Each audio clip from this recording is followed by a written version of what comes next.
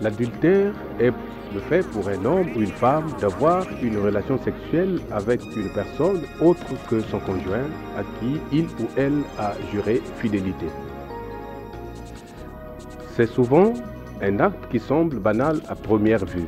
Pourtant, il est à l'origine de beaucoup de divorces et cause de beaucoup de dissensions dans des familles. Le médecin psychothérapeute Gérard Leleu affirme que l'adultère est l'expression d'un manque dans le couple. Ses origines proviennent de besoins légitimes insatisfaits. Ceci nous pousse donc à comprendre comment s'invite l'adultère dans un couple, comment le gérer et comment le surmonter pour faire renaître la confiance entre les conjoints. Pour en parler, le révérend Francis Tinona est notre invité. Il répondra aux questions de la rédaction représentée par Laura Zingapembelo de l'émission Urgence Santé et Fulgence Wikoumou de l'émission Prophétie. Pour poser des questions en direct au révérend Francis Tinona, faites le 05 089 86 86, je reprends 05 089 86 86, ou envoyez votre question par SMS au 04 435 43 43. Pasteur Francis, bonsoir. Bonsoir. Nous vous invitons ce soir pour parler d'un thème bien particulier avec l'expérience dont vous êtes pétri dans le ministère. C'est sûr que vous avez déjà rencontré plusieurs cas d'adultère, vous avez essayé de les arranger, vous avez essayé aussi de rafistoler les couples qui étaient certainement déjà au bord du divorce. Et pour donc poser le décor de l'entretien de ce soir, je voudrais vous demander quelles sont les raisons qui peuvent faire qu'un homme ou une femme commette adultère. Pour répondre à votre question, je crois qu'il est important de signifier ou de signaler premièrement que on ne peut parler d'adultère que lorsqu'il y a au départ un mariage. Donc, il ne s'agit que d'un marié qui peut être concerné par l'adultère. Une jeune fille qui n'est pas mariée, si elle sort avec un homme, on va dire qu'elle commet une fornication, une impudicité ou une prostitution. Et on utilise le mot porneia en grec pour parler de cela. Dans la Bible, on utilise le mot adultère lorsqu'il s'agit de la violation du caractère sacré du mariage, lorsqu'il y a donc une infidélité qui est commise. Donc il n'y a pas d'adultère lorsqu'on n'est pas en face d'un marié. Il faut donc que nous ayons un homme marié et une femme mariée qui vont donc commettre un péché, un acte sexuel avec un partenaire autre que le leur, pour qu'on puisse parler donc d'adultère. Alors, il y a plusieurs causes qui peuvent donc amener à l'adultère. Et je tiens aussi à signaler ici, d'entrée de jeu, qu'en général, lorsque apparaît l'infidélité dans un couple ou lorsqu'on parle d'adultère ou d'infidélité, en tout cas, beaucoup d'entre nous sont trop occupés à juger et à parler de moralité. Alors ce soir, nous voulons vraiment chercher à aller plus loin, chercher à comprendre ce qui se cache derrière cette infidélité. Et pour cela, donc, nous allons être obligés de briser la glace afin de faire que ce ne soit plus un sujet tabou et de faire donc que chacun ait la possibilité de parler librement et de s'exprimer sur cette grave question qui certainement agite non pas seulement la société congolaise, mais la plupart de nos sociétés aujourd'hui. Donc nous avons plusieurs causes qui peuvent donc conduire à l'infidélité. Il y a par exemple le manque d'amour, le manque de sentiment. Vous ne sentez plus rien de votre partenaire, vous ne sentez plus rien de votre femme ou de votre mari. Le manque d'amour peut conduire à cela. Il y a également le besoin de passer à autre chose. Donc vous voulez découvrir une nouvelle expérience amoureuse. Vous voulez, parce que celle que vous avez est devenue routinière, elle ne vous plaît plus, la relation est banale, sinon bancale, elle ne produit plus rien. Vous avez, comme j'ai dit, on va briser la glace, hein, donc vous avez les mêmes postures tout le temps. Donc ça n'aide pas et ça peut donc conduire à l'adultère. Vous avez également les faits comme le besoin d'argent. Ça concerne généralement les femmes. Quand une femme est en besoin d'argent, elle peut être amenée donc à commettre une infidélité contre son mari juste parce qu'elle veut résoudre un problème financier, peu importe lequel. Et on a aussi le problème d'insoumission. Une femme qui est insoumise à son mari peut envoyer son mari à l'extérieur de la maison, à l'extérieur du foyer conjugal. Le mari est complètement désabusé, le mari est déçu de sa femme, le mari n'a plus confiance en elle parce que le mari ne se retrouve pas dans celle qu'il a aimé dès le départ. Alors il se dit, bon écoutez, je vais aller chercher voir dehors pour voir si je ne peux pas trouver ce que je ne trouve pas ici. Et je tiens à signaler à toutes les femmes qui me suivent ce soir que cette raison est une raison très importante qui conduit vraiment à l'adultère. Ce n'est pas souvent le manque d'amour comme ça peut se prétendre très facilement. Mais le fait seulement que la femme soit insoumise à son mari et que donc le mari n'ait pas ou n'ait plus de contrôle sur sa femme, cela peut donc engendrer un cas d'infidélité. Il y a aussi d'autres choses, comme par exemple les problèmes familiaux, je vais plutôt le dire comme ceci, l'influence d'esprits mauvais. C'est-à-dire que vous êtes possédé par un esprit qui vous oblige, qui vous impose, qui vous pousse et qui vous amène à commettre ces infidélités. C'est par exemple le cas des filles, des jeunes filles ou même des femmes qui sont animées de l'esprit de sirène. C'est le cas par exemple des femmes ou des jeunes filles sur lesquelles les familles ont placé des esprits de prostitution parce qu'elles doivent travailler de l'argent avec leur corps pour amener de l'argent à la famille. Donc vous voyez que cette jeune fille va aller donc comme ça de prostitution en prostitution sans se rendre compte en fait qu'elle est en train de mal agir et qu'elle agit contre son créateur. Et il y a aussi le cas, par exemple, des liens familiaux. Voilà pourquoi j'ai parlé de famille entre-temps. C'est-à-dire que dans cette famille-là, il y a des liens comme ça de prostitution qui règnent dans la famille. Ce sont en général les familles à transactions incestueuses, les familles où les relations sont souvent basées sur la prostitution, le désordre, le vagabondage sexuel, donc la débauche. Tout est vraiment au cœur de cette famille. Et je vous dis qu'il y a des familles comme ça. Ne doutez pas, ce que je vous dis est authentique, où vraiment le désordre est maître dans ces milieux-là. Et donc, celui ou celle qui, dans cette famille, ne brille pas par ce désordre, en tout cas, c'est le membre de famille qui n'est pas normal. Qui n'est pas normal, il n'est pas coté, il n'est pas accepté par les autres. Parce que les autres, c'est comme ça. Et quand une jeune fille veut être en ordre, elle est même plutôt blâmée par les parents parce qu'elle veut être en ordre, elle veut être chaste, elle veut être pieuse, elle va attendre le mariage. Donc, on a ces phénomènes-là. Et nous avons aussi les phénomènes du genre où la femme, par exemple, lorsqu'elle sent qu'elle n'a plus l'attention de son mari, son mari ne pose plus de regard sur elle, cela peut donc amener aussi l'infidélité, ça peut amener l'adultère. En ce moment-là, la femme, elle, qu'est-ce qu'elle fait? Elle a besoin d'un autre regard miroir parce que l'officiel ne reflète plus n'a grand-chose. plus jamais voulu daigner se poser les yeux sur elle, alors elle a besoin de quelqu'un d'autre pour vraiment se sentir en quelque sorte rehaussée, reconsidérée, parce que là, dans le foyer, elle se sent rabaissée, elle se sent insignifiante, elle se sent comme en quelque sorte négligée. Vous avez également la tentation. Mine de rien, la tentation est un facteur à ne pas négliger. Et je crois qu'en parlant sous le contrôle de la plupart des pasteurs qui me suivent en ce moment, ils sont d'accord avec moi que la tentation est un facteur très important que les chrétiens ne peuvent pas négliger. Et je dis bien très important, d'autant plus que nous avons dans la Bible une écriture qui dit, dans 1 Pierre chapitre 5, verset 8, où il est dit que le diable, votre adversaire, rôde comme un lion rugissant, cherchant qui il dévorera. Quand on dit qu'il rôde, vous comprenez avec moi qu'il donc se déplace, il va de lieu en lieu, vous voyez, de ville en ville, de pays en pays, de ville en ville, de quartier en quartier, de rue en rue, pour essayer de voir qui attraper, qui donc séduire, qui amener dans le mal. Et à côté de cela, il faut donc ajouter que la tentation, en faisant cela, elle est partout. Et donc, on la trouve en voyage d'affaires, tout comme à la boulangerie qui est au coin de la rue. Elle vous rencontre partout, elle vous trouve partout et elle ne crie pas gare lorsqu'elle apparaît. Voyez-vous, il y a aussi un autre facteur qu'on ne va pas négliger, il n'est peut-être pas très important, mais il est quand même un facteur qui peut amener cet esprit d'infidélité. C'est lorsque l'un ou l'autre des partenaires veut tester son pouvoir de séduction. Il veut tester simplement.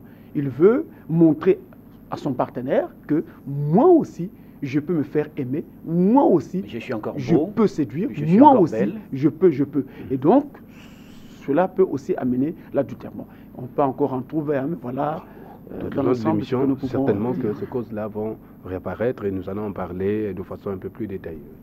Pasteur Francis, vous avez cité beaucoup de choses, mais est-ce que pour cause de maladies handicapantes d'un conjoint, une femme peut se livrer à un adultère pour évidemment essayer de renforcer le foyer ou bien... En tout cas, la maladie est également l'une des causes qui peut amener à l'infidélité conjugale.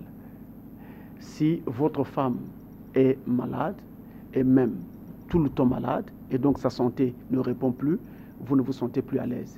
Alors, cela peut donc amener une infidélité conjugale, très naturellement. Si votre mari n'est plus capable de vous satisfaire parce qu'il est malade, on va dire le terme, il est dans un état d'impuissance, il ne peut plus fonctionner, cela peut aussi donc amener une infidélité conjugale, étant entendu que c'est en quelque sorte un besoin physiologique qu'on vous empêche désormais d'assouvir parce que celui qui était censé assouvir ce besoin ne le peut plus. Allô? Allô? Bonsoir. Bonsoir, monsieur. Vous êtes monsieur? Pardon? S'il vous plaît, s'il vous plaît, s'il vous plaît, est-ce que vous pouvez vous présenter, s'il vous plaît?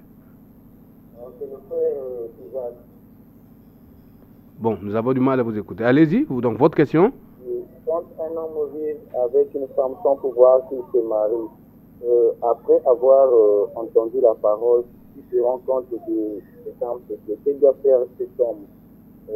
Envoyer d'abord la femme chez ses parents pour qu'il trouve l'argent pour se marier ou garder la femme avec lui, il trouve l'argent ensemble pour qu'il puisse être en ordre avec lui. C'était ma question. Ok, merci bien. Pasteur Francis, si un couple a vécu pendant des années sans être marié officiellement, et le monsieur vient donc à croiser la parole, il croit donc, et il se rend compte que son mariage n'était pas agréé par Dieu. Que doit-il faire? Renvoyer momentanément la femme chez ses parents, le temps qu'il trouve de l'argent, ou garder la femme et chercher l'argent ensemble pour qu'il régularise la situation? Nous avons là en face de nous un phénomène qui est récurrent dans les milieux chrétiens, dans nos églises de réveil. On a ce phénomène qui est bien présent. Alors, il faut noter ceci. Lorsque vous vivez avec un homme, mais vous n'êtes pas du tout marié, c'est-à-dire que les parents de cette femme-là ne vous ont jamais reçu, vous n'avez jamais fait de présentation, pas de premier vin, en tout cas, vous n'avez jamais épousé cette femme. Dans ces conditions-là, vous vivez en état de fornication avec cette femme. Donc, vous n'êtes pas marié. Vous ressemblez à un collégien qui rencontre une collégienne et qui en fait sa petite amie. Même si vous avez institutionnalisé la chose en vivant dans un même foyer, partageant le foyer ensemble et tout et tout. Ça ne change rien, c'est une vie de prostitution, celle que vous êtes donc en train de mener. Et donc, chaque fois que vous prenez votre femme, ou chaque fois que votre mari vous prend, vous êtes en train de commettre une fornication devant le Seigneur. C'est une impureté, c'est une impudicité. Et donc, c'est grave. C'est grave étant entendu que le péché d'adultère, le péché de la femme, le péché qui touche au sexe, c'est l'un des péchés qui barre l'entrée dans le royaume de Dieu. Donc, c'est vraiment sévère. Alors, que faut-il faire quand on est en face de cela? Vous avez rencontré la parole. Maintenant, vous êtes devenu un chrétien. Vous vous rendez compte que vous avez mal agi en prenant votre femme pour vivre avec elle avant de l'avoir épousée. Qu'est-ce qu'il faut faire? Je vous déconseille tout de suite d'essayer de renvoyer premièrement votre femme pour attendre d'avoir de l'argent afin d'aller l'épouser et la reprendre. Si vous procédez ainsi, vous allez pousser cette femme à avoir d'autres partenaires parce qu'elle ne va pas supporter de vous attendre. Le mariage au Congo demande au minimum, donc au plus bas mot, 2 millions de francs CFA lorsque la famille n'a pas demandé trop cher. Mais quand on a demandé suffisamment cher, ça peut aller jusqu'à 10 millions, voire plus. C'est ça le mariage au Congo-Brazzaville. Donc c'est assez sérieux. Pendant combien de temps allez-vous économiser pour avoir cette somme pour vous marier? Vous voyez que vous pouvez attendre 3, 4, 5 ans pour vous marier. Est-ce que vous êtes sûr qu'une jeune fille de notre génération va être là en train de vous attendre vous pendant 2, 3, 4, 5 ans? Quand il y a beaucoup de partenaires qui viennent frapper à la porte pour dire je peux faire ceci ou cela. Donc ne faites pas cela. Ce qu'il y a à faire, je répète encore, ne faites pas cela. Ne renvoyez pas la femme pour chercher à la répondre après que vous soyez prêt. Ne faites pas cela. Mais moi, je vous conseille d'aller voir la famille et de faire ne serait-ce que pour un début, une présentation au Congo-Brazzaville. Fort heureusement, la présentation ne coûte pas cher. En tout cas, selon les familles, on va donc aller de 15 à 100 000, sinon 150 000. Ça ne coûte pas cher, la présentation. Donc, vous pouvez faire cela très, très rapidement. Et quand cette présentation aura été faite, au moment de la présentation, vous demandez à ses parents l'autorisation de prendre votre femme avec vous et de vivre avec elle en attendant que vous ne rassembliez tout l'argent pour venir donc la doter. Et si la famille dit oui, et elle dira toujours oui, ça se passe toujours comme ça, ils vous demanderont de payer un petit montant qu'on trouve, qu'on appelle chez nous donc le droit de prendre la femme. Vous connaissez les termes appropriés pour ça. Vous le dites si bien. Alors, vous payez donc ce petit montant qui varie de l'ordre de 5 000 à 30 000 par là, 20 000, 30 000 francs par là. Et quand vous avez donné cela, alors les parents reconnaissent que de façon volontaire, de façon en toute âme et conscience, ils vous ont donné cette femme. C'est vrai que vous leur devez encore, mais au moins, ils savent que vous êtes le mari officiel de leur fille. En ce moment-là, vous pouvez vivre ensemble sans inquiétude, en attendant que vous puissiez donc tout rassembler. Et donc, voilà ce qu'il faudra faire. C'est le conseil que je vous donne. Alors, Pasteur Francis, l'une des causes que vous avez mentionnées, tout en évoquant donc les causes qui peuvent occasionner un adultère, vous avez mentionné en premier plan le manque d'amour dans un couple. Comment expliquez-vous des conjoints qui se sont jurés fidélité et qui se sont dit « je t'aime » qui puissent arriver à manquer de l'amour l'un à l'autre? Je ne vais pas rejeter la faute sur le Seigneur notre Dieu, mais j'ai envie de dire que Dieu lui-même est quelque part un peu responsable du fait. Je m'explique. Quand il crée l'homme, il fait en sorte que l'homme puisse être un être moral, un être capable de raisonnement, un être capable de faire des choix, donc ayant le libre arbitre. Il fait donc aussi que l'homme puisse être perfectible et que donc il soit capable de revenir sur ses choix, capable de revenir sur ses jugements et donc de changer d'avis. C'est en cela que je dis que le Seigneur lui-même connaît et quelque part responsable. Mais en fait, il n'est pas responsable du manque d'amour. Qu'est-ce qui se passe en fait? Parce que ce qui se passe tout simplement, c'est que c'est l'homme qui va mal utiliser ce que Dieu lui a donné ou lui a fait comme grâce ou comme don. C'est-à-dire cette faculté. Cette faculté, cette possibilité d'être perfectible, de changer, de revenir sur ses choix et autres. Il va mal l'utiliser. Il va donc rejeter la parole de Dieu pour ainsi arriver là. Alors, quand nous disons que l'homme est capable de revenir sur ses choix, au départ, vous avez trouvé une jeune fille, une femme, vous l'avez aimée, vous avez trouvé qu'elle est belle, vous trouvez qu'elle vous convient, qu'elle répond à tous les critères que vous aviez dans votre imagination, dans votre esprit de la femme que vous devriez donc épouser, et vous l'avez prise. Chemin faisant, vous vous rendez compte qu'elle n'est pas exactement ce que vous pensiez qu'elle était. Qu'est-ce qui se passe en fait? Le jour que vous l'avez rencontrée, elle avait une certaine apparence. J'ai donc envie d'utiliser l'expression vernis. Elle avait un certain vernis. Mais une fois que vous l'avez donc prise avec vous pour partager la vie, vous découvrez maintenant qu'elle a des caractères que vous n'avez pas perçus au départ. En ce moment-là, le vernis s'est écaillé. Et vous voyez maintenant votre femme sous un autre jour. J'ai envie de dire, vous découvrez maintenant votre femme sous un nouveau jour et sous son vrai jour. Qu'est-ce qu'elle est réellement? Et donc, vous pouvez arriver en ce moment-là à voir que le comportement de votre femme reflète tout. Laisse à désirer. Mais vraiment, sauf le comportement que doit avoir un être humain. À la mesure où vous vous demandez si vous n'avez pas épousé une bête, pardonnez-moi le terme, c'est trop fort. Vous vous posez la question, est-ce que c'est un être humain? Et c'est là qu'on arrive quelquefois, à certains moments, à traiter son épouse de sorcière. J'ai épousé une sorcière. On entend ces paroles. Parce qu'on arrive en face on vit un cauchemar, on vit une désillusion. Voilà donc ce qui arrive. Alors, je voudrais dire que la vie en couple amène toujours ce qu'on appelle des frictions. Et ce sont ces frictions-là qui donc font que l'amour baisse au fur et à mesure. Et la responsabilité de l'un et de l'autre, et d'ailleurs c'est cela, la responsabilité de chacun devant Dieu, c'est de veiller à ce que cet amour ne s'estompe pas, mais qu'il soit toujours ranimé et réchauffé. Pasteur Francis, pour revenir juste un moment sur ce que vous avez dit, nous savons que dans les églises, Dieu d'ailleurs recommande que la fille soit mariée vierge. Et donc, le couple ne se connaîtra qu'une fois qu'il vivra ensemble. Mais vous voyez que quand un frère ou un homme regarde une femme à l'église, il ne voit que l'aspect qu'il peut voir à l'église, donc le peu de temps qu'il passe à l'église pendant le culte, et puis il disparaît. Il décide donc de prendre cette femme-là. Il la prend, et donc à la maison, maintenant découvre, je reprends donc votre expression, que c'est une vraie bête. Vraiment, c'est avec le cœur serré que je le dis. À ce moment-là, il fait quoi? Puisqu'il a la capacité de revenir sur ses décisions. Justement, c'est là le problème. Oui, justement. Comment il va agir à ce moment-là? Il a certes la capacité voir le pasteur de revenir pour dire... sur ses décisions, mais Dieu ne lui dit pas que dans ce cas-là et dans ce contexte-là, il doit revenir sur ses décisions. C'est là sa responsabilité et c'est là son péché.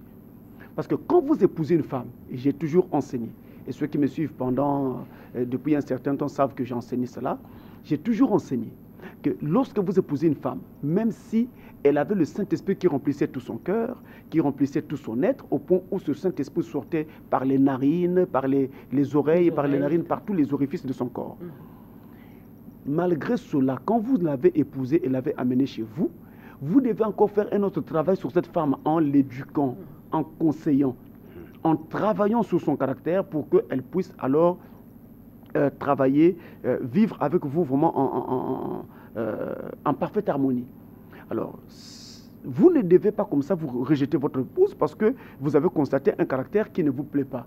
Mais dans quel milieu a-t-elle grandi? Sous quelle influence a-t-elle grandi? Qu'est-ce qu'elle a connu comme difficulté dans son passé? Vous ne pouvez pas comme ça la juger si sévèrement et la rejeter. Donc, il y a lieu d'entrer dans sa vie, dans son passé et découvrir quel a été son passé, quelles ont été ses difficultés passées, quels ont été ses problèmes pour l'aider alors à pouvoir surmonter cela. Et donc, votre conseil, votre exhortation serviront donc à l'aider à sortir de ces situations-là. Maintenant, il faut savoir tout simplement se supporter et se pardonner. Donnez à votre épouse l'occasion de s'amender, de changer.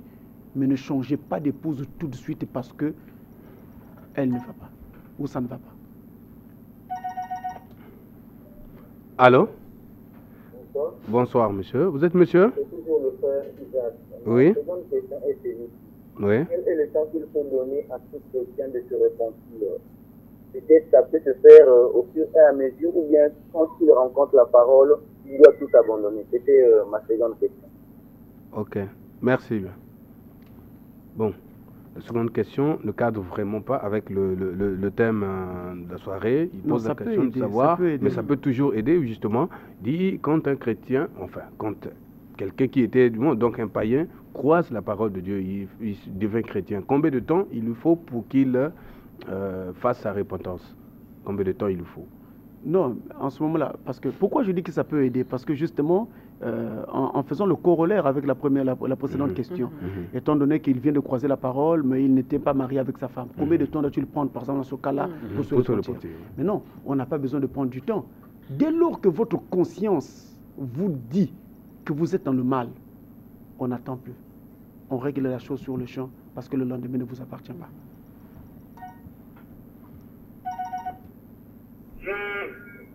Allô? Allô? Oui, allô? Bonsoir. Bonsoir. Je m'appelle Colombe depuis Makayabou. Oui, madame. J'aimerais poser une question au pasteur Francis. Oui. Un frère qui fait la présentation à une femme et qui vient une femme dans la maison ne prend pas adultère parce que lui a dit que vous pouvez faire la présentation et vivre avec une femme.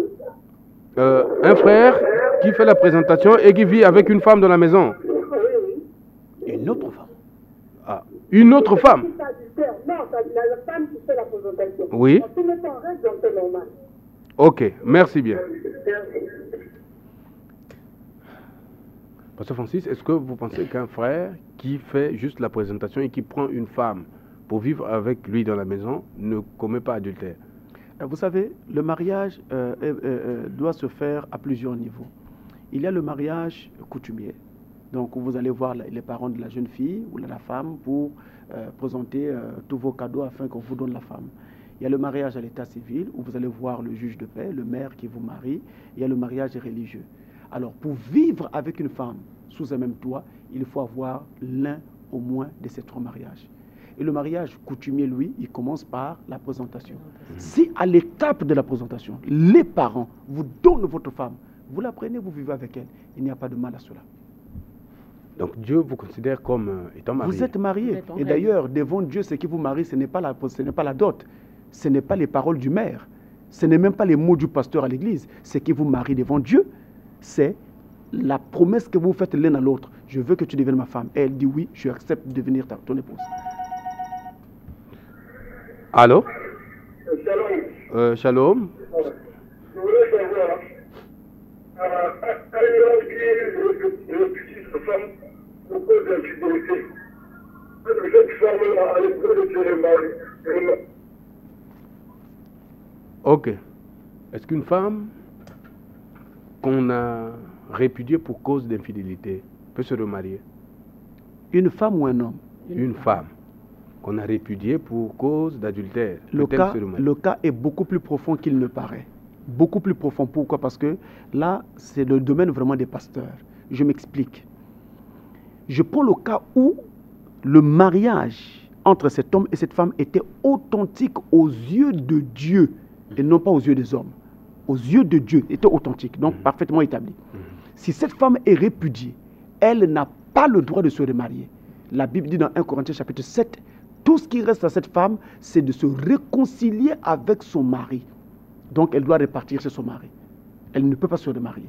Par contre, l'homme qui répudie cette femme-là, même si c'est pour cause d'infidélité, si nous étions encore sous l'ancienne alliance, donc sous les anciennes lois, je vais parler de l'Ancien Testament, cet homme-là pouvait se remarier. Mais sous la nouvelle alliance, il n'en a pas le droit. Lui également, s'il se remarie, il commet un adultère. Luc chapitre 16, verset 18, pour ne citer que ce passage. Alors, donc, pasteur, les deux sont condamnés donc à rester... Les deux sont condamnés. En fait, divorcés, quoi. Donc, ils deviennent célibataires. Hein. Non, en fait, il y a ceci. En ce qui concerne l'homme, l'homme, lui, il peut se remarier. Dieu va le lui accorder. Mais entre-temps, la volonté parfaite de Dieu voudrait qu'il ne se marie pas. Pasteur, c'est difficile. Je veux prendre Par contre, la femme, il n'y a ni volonté accordée, ni volonté parfaite. Il n'y a que la volonté parfaite. Ok, Pasteur Francis, Elle doit se je voudrais réconcilier à juste son mari. dire quelque chose à propos. Si c'est l'homme qui est adultère et la femme décide de partir, dans Ça, ce cas-là, ce n'est pas la femme qu'on répudie, mais c'est l'homme qui est coupable d'adultère. Est-ce qu'il a quand même le droit de se remarier? C'est lui le fautif, mais est-ce qu'il peut se remarier? Qui? L'homme. L'homme. Mais puisque la loi de la parole le lui autorise. C'est ça le problème. C'est quand même Et ensuite, Pasteur Francis. la femme ne doit jamais commettre l'erreur de répudier son mari. Ça sont des choses auxquelles Non, nous avons... répudie pas. En fait, elle quitte son mari. Elle quitte Parce son que mari répudier, parce c'est- que- le mari est quand même le maître de la maison. Si le Ah, mari si est vous répudié, reconnaissez ça. Mais alors elle ne doit pas partir. Mais Ce si sont la des femme choses- chasse le mari, là... Mais je on sais pas assiste quoi à ces ça veut choses dire. en France, par exemple. Pasteur Francis. En France, quand ça ne va pas dans un foyer, l'homme tremble. Parce que pour peu que la femme dépose une plainte au tribunal, l'homme va être chassé de la maison. La maison même qui lui appartient sera chassée de la maison. Ça, c'est la Là, France. Je ne pense, enfin. je ne pense pas que ça soit le cas. Ben, on va prendre cet intervenant. Allons-y. Allô? Bonsoir. Le frère Christelle. Oui. Oui, nous vous écoutons, frère Christelle. Ah, bon, oui, allez-y. Oui, oui, mais parle un peu fort, s'il te plaît. D'accord. Bon, Oui, voilà. parce que Mhm. je vais poser parce que pour tout ce que tu es, bon, mais voilà, c'est tu as été, je m'appelle quoi, dans le jour que l'amour. Mhm. Mais non, tu dois être toi deuxième. Tu n'as même pas pour ta tu as un jour, mais au final, c'était, et pendant qu'à un moment, tu vas pas dire. Awa, bakaya même tu n'as un jour. Donc, comportement, mais tu as là, je vais pour toi, va pas bien, comportement, il dit, donc, tu vas pour bien. Ok. Non, la couga, après, comme que ça. Bon, ok, merci, frère. Alors, le frère pose un problème. Il était marié. Enfin, il avait une première femme avec qui il a fait 2 enfants. Et ils se sont séparés. Il a pris une autre femme. Donc, il est allé faire la présentation. Et pendant qu'ils étaient encore en période de copinage, la femme donc produisait certainement qu'il a essayé d'expérimenter que la femme était productive. Et donc, depuis que la femme a intégré la maison, il se rend compte que cette femme-là se comporte en véritable, je dirais, entre guillemets, Non, c'est boulot le pour ses comportement. enfants. Donc, son comportement devient vraiment difficile et elle a du mal à supporter les enfants laissés par la première femme du monsieur. Alors, qu'est-ce qu'il doit faire? Ce qu'il doit faire, c'est c'est qu'il ne doit se ranger ni d'un côté ni de l'autre. Il ne doit pas se ranger du côté des enfants, sinon la femme dira qu'il n'aime que ses enfants ou alors il aime plus ses enfants que elle. Il ne doit pas aussi se ranger du côté de la femme uniquement, sinon il va léser ses enfants et les faire souffrir. Donc il doit se mettre au milieu du chemin, au centre, pour essayer donc d'amener ces deux camps à s'aimer. Amener la femme à aimer ses enfants et à lui faire comprendre que ces enfants-là sont ses enfants à lui. Si elle l'aime lui, elle doit aussi aimer des enfants qui lui appartiennent. Et amener aussi les enfants à respecter cette femme-là et à l'appeler maman comme si elle était leur mère biologique. Alors ça sera un travail qui va prendre un peu de temps et pour cela, il doit associer et le conseil et la prière. Allô? Alors, je rappelle le numéro de contact, c'est le 05 089 86 86. Et donc, je conseille que quand vous appelez en direct, prenez le soin de vous éloigner de votre poste récepteur pour ne pas produire des effets indésirables. Oui, allô, bonsoir. Bonsoir, vous êtes monsieur? C'est le frère Isaac Sengé depuis le matin. Oui, frère Isaac. Ma question est celle-ci. Quand une femme commet un d'adultère dans un foyer, est vraiment à l'homme de pardonner à cette dernière ou bien de prendre sa décision comme elle veut? Ah, ça dit, ok, merci. Le frère Isaac pose la question de savoir si une femme est prise en flagrant délit d'adultère, l'homme doit-il lui pardonner ou doit-il s'en débarrasser forcément? Il a deux possibilités. La première, c'est de répudier cette femme parce qu'il l'a surprise en flagrant délit d'infidélité. Donc il peut répudier cette femme. La parole de Dieu lui donne le droit de répudier cette femme. La seconde possibilité, c'est qu'il peut pardonner à sa femme et alors essayer de rebâtir avec elle. Mais dans le premier cas, s'il répudie cette femme, il doit savoir qu'il pourra se marier. La parole de Dieu le lui permet, mais ça ne sera pas la volonté parfaite de Dieu. Et à la fin de la route, vous allez rencontrer la volonté parfaite. C'est là où c'est sérieux. Peut-être que... Pasteur Francis, si on parlait des femmes, parce que j'ai comme l'impression qu'on donne un peu trop de poids à l'homme, Pasteur Francis. Mais si une femme surprend son mari dans ces conditions-là, que doit-elle faire? Elle n'a pas le droit de répudier son mari. D'ailleurs, elle ne le peut pas. Mais pasteur, elle ne peut pas répudier son mari, mais vous admettez elle peut quitter le foyer. Elle peut quitter le foyer. Quand elle quitte le foyer, elle va quitter le foyer sous la colère, n'est-ce pas? 1 an après, 2 ans après, elle se rend compte qu'elle avait fait une bêtise. Elle veut maintenant revenir.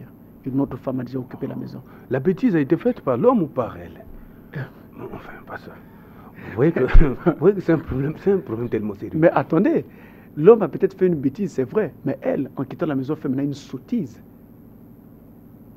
C'est là le problème. Alors donc, il ne faut jamais répudier un homme. Une femme ne doit jamais faire cela. Jamais. Et dans la Bible, nous avons eu un cas de ce genre avec Vasti, qui avait refusé l'appel du roi Assuérus. Elle avait été chassée, répudiée, de peur qu'elle ne contamine toutes les filles et les jeunes filles du village, du royaume en ce temps-là. Voilà ce qui s'était passé. Donc il ne faut jamais faire cela. Que vous ayez votre argent ou pas, surtout la femme, quand elle a l'argent, quand elle travaille, elle a beaucoup de poids, alors elle a toujours tendance à dire à l'homme, fais attention, c'est moi ici. Bon. Mais si vous ne ressentez pas d'amour envers cet homme... Mais vous avez des enfants. Il y a une question qu'il faut se poser. Vous avez des enfants. Quand vous allez quitter cet homme parce qu'il est adultère, vous quittez l'homme. Mais qu'est-ce que vous faites de vos enfants? Vous les amenez. Vous avez votre argent. Donc vous allez les nourrir. Vous allez donc à cause des enfants. Donc vous restez à cause des enfants. Mais vous devenez hypocrite. Mais je vous montre une chose. Quand vous allez donc partir, vous allez donc pénaliser les enfants qui n'auront plus l'affection et la chaleur paternelle. Et vous partez avec les enfants. Vous allez donc, vous avez votre argent, vous allez prendre soin des enfants. C'est très bien, mais la chaleur paternelle, c'est important. Maintenant, si vous devez rester, il ne s'agit pas de rester de façon hypocrite. Vous devez faire savoir à votre mari que vous n'êtes pas d'accord avec son comportement. Et ensuite, aidez votre mari aussi en priant avec lui, afin qu'il sorte de cette vie. Mais s'il récidive, on a vu des cas où le mari ne fait que récidiver. Quelqu'un peut récidiver et finir par en sortir demain. Qui était l'apôtre Paul hier? Il a posé plein des actes contre l'église du Christ en plus. Et il l'a fait pas une fois, moult fois. Jusqu'à ce que finalement Dieu le rattrape sur la route de Damas et l'amène à la conversion. Tant que la conversion n'est pas encore arrivée, vous ne pouvez pas demander à quelqu'un de faire comme s'il était chrétien. Vous ne pouvez pas tirer du sang d'un navet Et si je prends une seringue, je l'enfonce dans le bois de cette table, je ne pourrai pas en sortir du sang. Parce que dans ce bois, il n'y a pas de sang. Et vous ne pouvez pas demander à quelqu'un qui n'est pas encore né de nouveau de vous produire une vie chrétienne. Donc, quand vous le jugez trop sévèrement. Et je reviens en disant, quand se présentent les cas d'infidélité, les cas d'adultère, souvent la tendance est au jugement. C'est un païen, il agit mal, il ne m'aime pas, il a fait ceci, il a fait cela. La tendance est au jugement, mais on ne prend pas le soin, ni encore moins le temps, de s'arrêter et de regarder et de se poser la question, pourquoi ? Parce que vous, femmes, vous pouvez être la cause des infidélités de votre mari. J'ai connu un homme, vous l'avez su le dire en début d'émission tout à l'heure, avec le temps que j'ai passé derrière la chair et tout ce que nous avons rencontré, en tout cas, je peux vous dire quelque chose. J'ai croisé un homme qui ne supportait pas quoi chez sa femme? L'insoumission. C'était une femme tellement insoumise et autoritaire. Rien qu'à cause de ça, cet homme n'avait pas la parole devant sa femme. Quand il essaie de parler, il est à un mot, la femme est déjà à 10, à 20. Et donc l'homme n'arrive plus à faire passer sa philosophie dans la maison. Finalement, qu'est-ce qu'il a fait? Il s'est réfugié à l'extérieur. Or, la vie de l'extérieur, je vous le dis, quand vous avez commencé une vie de l'extérieur avec une femme, dès que vous avez commencé une fois, après ça sera une deuxième fois, une troisième fois, une quatrième fois, ça devient comme une drogue. Rebondissement après rebondissement. Donc, vous comprenez que c'est vraiment profond. Ne jugeons pas l'affaire très vite. Prenons le soin de regarder, d'analyser les choses. Allô? Oui, allô. Bonsoir. Bonsoir, ma chérie. Raffinerie. Oui, nous vous écoutons sur Nathalie. S'il vous plaît, est-ce que vous pouvez vous éloigner de votre poste téléviseur, s'il vous plaît? Nous avons du mal à vous écouter. D'accord. Oui, allez-y. Un homme et une femme disaient, avant de croire le message, et la femme a cru le message, mais l'homme ne veut pas que la femme puisse continuer dans le message. Il veut que la femme puisse aller prier ailleurs, en dehors du message. Qu'est-ce que vous pouvez dire à propos de cela? Ok, merci. Si un couple au sein duquel le mari, donc la femme, croit le message de Frère Branham et le monsieur s'oppose, il ne veut absolument pas entendre parler de ce message et il propose à sa femme d'aller prier ailleurs. Qu'est-ce que vous pouvez dire? Je dois dire simplement à cette femme d'aimer son mari, d'honorer toujours son mari. Mais sur cette question de foi, il n'est pas question de transiger. Sur cette question de foi, il n'y a pas de choix possible. Votre mari est maître sur votre corps, mais votre mari n'est pas maître sur votre âme. C'est le Christ qui est maître sur votre âme. Le jour que vous allez mourir, votre mari qui vous dit qu'il vous aime tant n'entrera jamais dans le même cercueil que vous.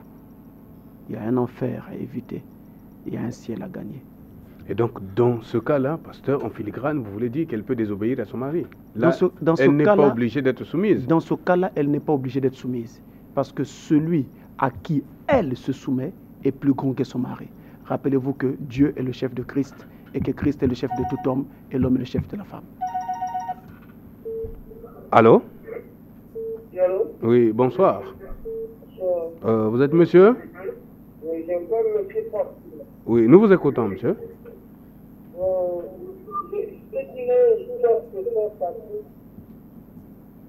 Vous voulez? J'avais une copine. Oui, nous vous écoutons. Vous avez une copine, oui? J'avais une copine, mais la copine secrète que j'avais, quand je veux dire par exemple une chose, eh bien je le confère, et là il faut que je me larguer envers moi, donc je ne sais pas ce qui ne va pas encore. Donc le conseiller vient me dire de faire, je me conseille comment peut-on faire. Ok, d'accord. Merci. Bon. Donc notre jeune frère parle de sa copine qui lui était très insoumise. Et il demande conseil comment il peut se comporter à son égard. Il ne parle pas de sa femme, de sa copine. Non, en fait, c'est une expression. Quand il dit copine, il veut dire en fait fiancée. C'était sa fiancée. Certainement. En général, ils commencent comme ça. Ensuite, arrivé au mariage, bon, on ne les en veut pas.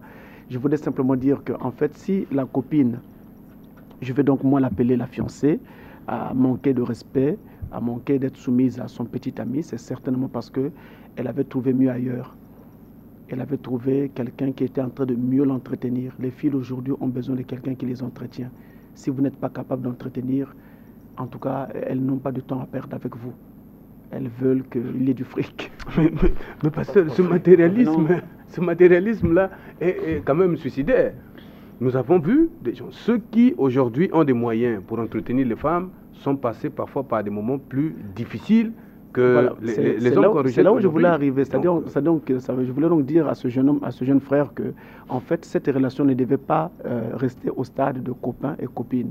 Il devait amener cette relation plus loin jusqu'à faire vraiment des fiançailles correctes avec cette fille-là et de façon officielle. Les parents le connaissent et tout le monde sait qu'il est le futur mari de leur fille. Avec maintenant le peu de moyens qu'il a, il devait s'employer à exhorter sa femme et en lui montrant qu'ils ont un avenir à construire ensemble. Donc malgré la faiblesse des moyens présents. Alors, Pasteur Francis, revenons sur le comportement récidiviste sur lequel Laura a été très active tout à l'heure. Si cette femme qui voit son mari récidiver tout le temps décide de se séparer, donc de vivre en séparation. Mais c'est vraiment assez méchant de votre part de traiter Laura d'activisme. Non, je disais qu'elle était très active. Vous la traitez d'activisme, oui, allez-y. Sur cette question, elle était très active. Alors, si cette femme décide donc de vivre en séparation de corps avec son mari, elle craint le VIH que pourrait contacter donc celui-ci dans son vagabondage sexuel. Elle sait mal faire, même si elle ne veut pas répudier son mari. La Bible dit ceci: Dieu n'est pas injuste pour punir le juste avec le méchant. Je parle sous le contrôle des médecins qui me suivent maintenant. Cette maladie qu'on appelle VIH-Sida est un véritable paradoxe qui est même en train de poser beaucoup de points d'interrogation à la médecine. Pas seulement en ce qui concerne comment on contracte la maladie et autres, mais et même le manque de traitement et tout. Le problème, c'est que vous pouvez voir un couple où l'un des partenaires est atteint, ils vivent ensemble depuis 5, 10, 20 ans, mais l'autre n'est pas atteint. Alors qu'ils sont tout le temps ensemble. Et vivent sans aucune protection, mais l'autre n'est pas atteint. La Bible est claire. C'est le coupable qui sera puni et non pas le juste. Maintenant, si vous arrivez à un cas où vous voyez celui qui prétend être juste, être aussi frappé, ne jugez pas très vite. Je vous en prie. Les jugements trop hâtifs là ne nous aident pas. Ne jugez pas trop vite. Examinez le cas. Potassez la question et vous vous rendrez compte que il y a quelque chose, une raison pour laquelle Dieu n'était pas d'accord avec cette femme. Et c'est ce qui l'a donc amené à laisser libre cours pour que cette femme soit à son tour frappée. Dieu n'est pas injuste. Allô? Oui, allô? Bonsoir, monsieur. Bonsoir, bien-aimé. Vous êtes monsieur? Je suis le frère de Maman Roland. Oui, nous vous écoutons, monsieur Roland. J'appelle depuis le café Cancan. Oui, nous vous écoutons. Je voulais juste poser une question à l'homme. Oui. Oui. Allez-y. Bon, alors, monsieur Roland est parti. Alors, Pasteur Francis, je voudrais revenir. Avant qu'on incrimine l'homme ou la femme de vouloir ou de commettre adultère, d'après votre expérience, quel serait le sexe le plus exposé à l'adultère?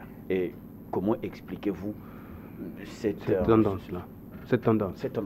En fait, le sexe le plus exposé à l'adultère, c'est le sexe féminin. Fort malheureusement. C'est le sexe féminin. Et dans l'Ancien Testament, l'adultère, en tout cas les lois sur l'adultère, concernaient beaucoup plus la femme mariée et la femme fiancée, mais pas l'homme.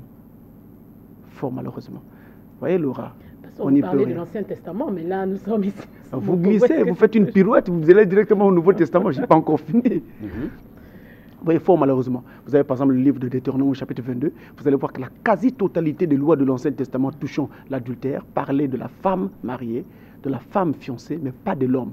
Parce que l'adultère, je ne vais peut-être pas dire l'adultère, mais je vais dire la polygamie était autorisé sous les anciennes lois. Et donc, un homme qui avait déjà une femme pouvait en prendre une autre encore, et même autant de femmes qu'il pouvait s'il avait suffisamment d'énergie pour. Ça, c'est sous les anciennes lois. Maintenant, dans les nouvelles lois, quand on arrive dans le Nouveau Testament, les choses, la donne change. C'est Jésus de Nazareth qui, quand il arrive, ramenant donc les choses à leurs conditions primitives, telles que cela avait été établi par Dieu, il va donc dire que l'homme quittera son père et sa mère et s'attachera à sa femme, et les deux deviendront une seule chair. C'est en ce moment-là que le Seigneur Jésus-Christ, étant l'interdiction qui concernait plutôt cette loi qui touchait beaucoup plus la femme, il l'étend également sur l'homme.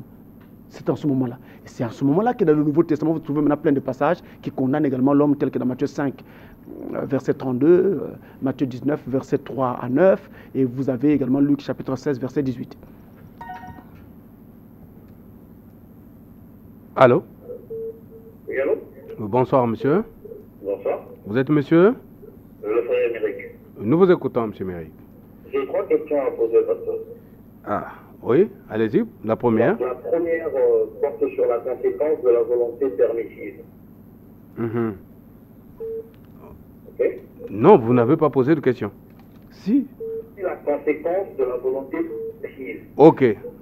La deuxième? La deuxième question porte sur le péché du sexe. Parce que le pasteur, dans son intervention, a parlé du péché du sexe qui barre la route du ciel. Oui. Alors, lorsque nous lisons Matthieu 5, 28, Mhm. il est question d'être frappé d'adultère par le simple regard. Ouais. Ok? Oui. Et donc, pourquoi en est-il exactement? Si le sexe barre la route du ciel, mais pourquoi est-ce que dans Matthieu 5, le Seigneur dit, je vous dis en vérité, quand vous Regarde la femme pour la adultère. Oui. La dernière question, oui. Et cela porte sur une femme qui quitte volontairement le foyer. Mhm. Hein, par plusieurs causes, donc soit l'impéquinosité, ainsi de suite. Oui. Alors, cet homme-là, s'il se remarie, est-ce qu'il sera frappé par la première question? Ok. Merci, monsieur Méric. Merci beaucoup. Alors, pasteur Francis, donc, quelle est la conséquence de la volonté permissive de Dieu? Pour vous parler de la volonté permissive, de la volonté parfaite et montrer un peu comment ça fonctionne, je veux prendre cette image que nous trouvons dans la Bible. C'est l'image du prophète Balaam qui avait été consulté par le roi de Moab, appelé Balak, pour aller maudire le peuple d'Israël. Il va donc dire au roi de Moab, Balak, laisse-moi d'abord aller prier, consulter Dieu pour voir si je dois aller avec toi pour maudire Israël. Le voilà qui va consulter Dieu et Dieu lui dit la première fois, ne va pas. Il vient dire au roi de Moab que Dieu m'interdit de partir. Alors le roi lui dit, mais non, je vais te donner beaucoup d'argent, je vais te couvrir d'or, je ferai ceci et cela pour toi, je suis roi. Il dit, bon, dans ces conditions, laisse-moi encore aller consulter Dieu. Vous voyez comment ça se passe? Donc il dit, laisse-moi encore aller consulter Dieu dans ces conditions. Il dit, Seigneur, mais voilà, je fais comment? On me propose, je fais quoi? Dieu va alors lui dire, bon, maintenant, vas-y. Vous voyez, vous avez deux volontés qui viennent de la bouche du même Dieu. Nous sommes là dans le livre de Nombres, à partir du chapitre 22. Deux paroles qui sortent de la bouche du même Dieu. La première fois, Dieu dit, ne va pas. La seconde fois, Dieu dit, vas-y. Comment Dieu peut-il changer comme ça brusquement? Or, en réalité, il n'avait jamais changé ce qu'il avait dit en premier. Pour preuve, Balaam, maintenant, reçoit le OK et le voilà qui s'en va. En chemin, il croise un ange qui va lui barrer la voie. Il ne voyait pas l'ange. L'âne que montait Balaam va voir l'ange et l'âne va s'arrêter brusquement et Balaam se mettre à frapper cet âne pour lui dire, pourquoi tu m'empêches de continuer? Laisse-moi continuer, continue la route, laisse-moi arriver là où je vais. C'est alors que pour la première fois dans l'histoire de l'humanité, un animal va parler. L'âne va parler à Balaam. Donc un animal va prêcher à un prophète. Je ne sais pas si ce n'est pas l'image des prophètes que nous avons aujourd'hui, mais c'était juste une parenthèse. Alors, cet âne va lui dire, mais tu me frappes. D'habitude, j'étais toujours obéi. Mais aujourd'hui, tu me frappes pourquoi? Si tu vois que je n'obéis pas, c'est qu'il y a un problème. Ne vois-tu pas cet homme qui se tient devant moi? C'est en cet instant-là que les yeux de Balaam s'ouvrent et qu'il voit l'ange de l'Éternel qui se tenait là debout avec son épée. dégainé et qui lui barrait le passage. Alors je pose la question, pourquoi Dieu va-t-il envoyer son ange barrer le passage à Balaam, le prophète, alors que Dieu lui-même lui avait dit pour la seconde fois, vas-y. Cela revient à dire que Dieu considérait toujours sa première volonté qui lui disait à Balaam, ne va pas. Et cette première volonté peut être mariée au reste des Écritures. Par exemple, dans Genèse chapitre 12, où Dieu dit à Abraham que toutes les familles de la terre seront bénies au travers de ta postérité. Béni soit celui qui bénira Israël, et maudit soit celui qui maudira Israël. Donc il était fait interdiction de maudire Israël. Balaam, qui était prophète de surcroît, aurait dû le savoir. Vous voyez là, on a deux volontés. Mais la première volonté n'avait jamais été annulée, et Balaam, sur le chemin, a croisé cette première volonté qui lui empêchait d'exécuter la seconde. En ce qui concerne donc les mariages, nous avons ce problème-là. Dans l'Ancien Testament, les remariages là étaient permis. L'homme pouvait donc prendre une seconde femme, une deuxième, une troisième, une quatrième, même une neuvième, 10e, 12e femme, selon qu'il en avait les moyens et l'énergie.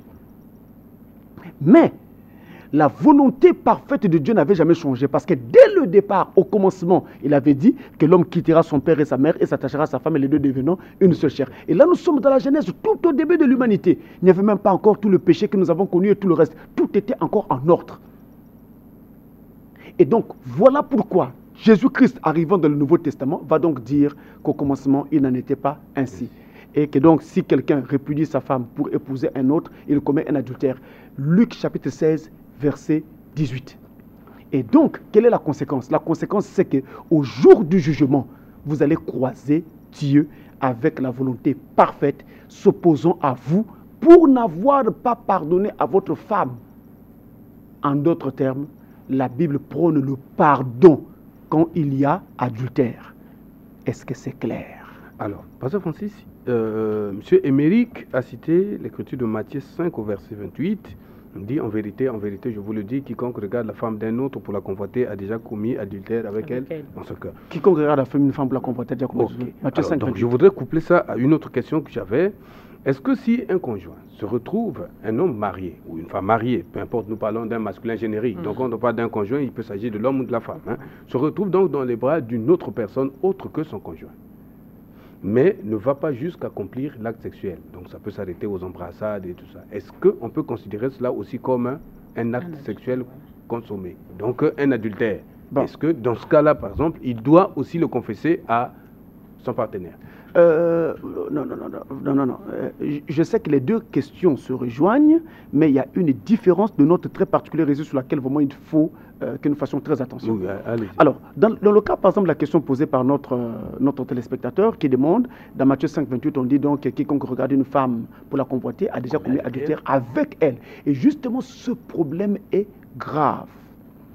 Toutes les femmes qui s'habillent en short, toutes les femmes qui portent des culottes, toutes les femmes qui portent des collants, toutes les femmes qui portent des jupes scandales, toutes les femmes qui portent des robes transparentes où leur sous-vêtement se fait voir.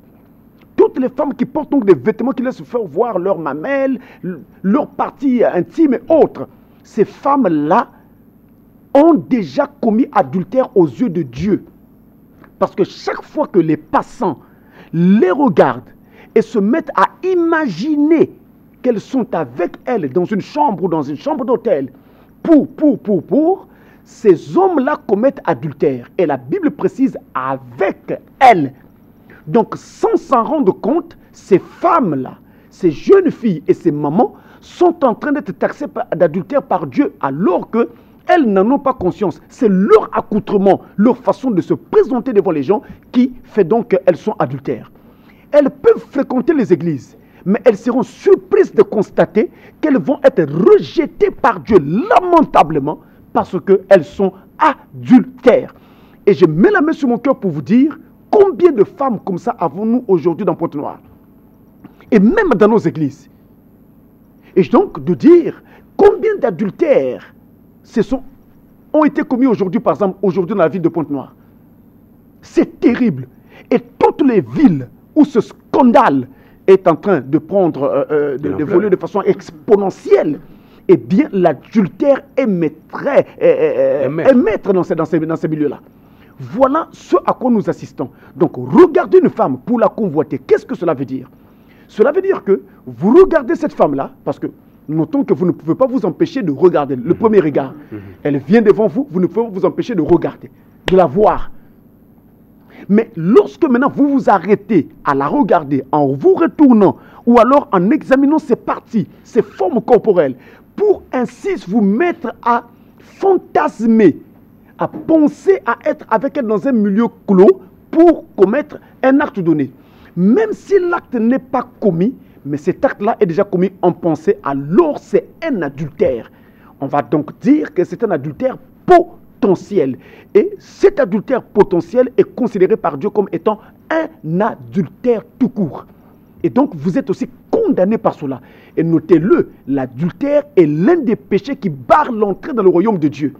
Donc c'est aujourd'hui l'occasion donnée à ces filles, à ces mamans, de se repentir. Et d'ailleurs, mes chers amis, notons-le, une femme sérieuse, une femme qui a sa morale, une femme qui a un cerveau bien en place et non pas de la confiture à la place.